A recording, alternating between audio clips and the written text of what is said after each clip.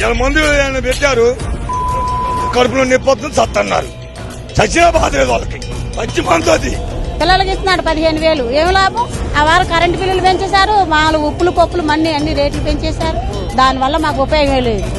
ఆయన వచ్చిన వల్ల మేమంతా నష్టపోతున్నాం, కానీ లాభం అంటూ ఏం లేదండి. సంక్షేమ పథకాలు అందిస్తున్నారు కదా, డబ్బులు మీకు అందలేదా?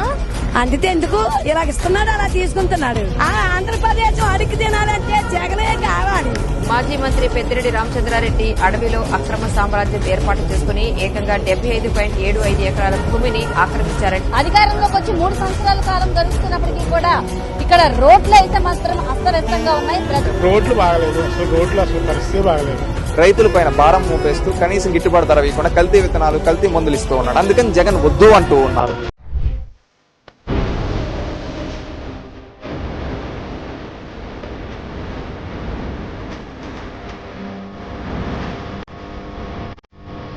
ఏపీ ఎన్నికల్లో ఎన్డీఏ కూటమి ఘన విజయం సాధించింది. టీడీపీ, జనసేన, బీజేపీ పొత్తు అధికార వైసీపీని చిత్తు చేసింది.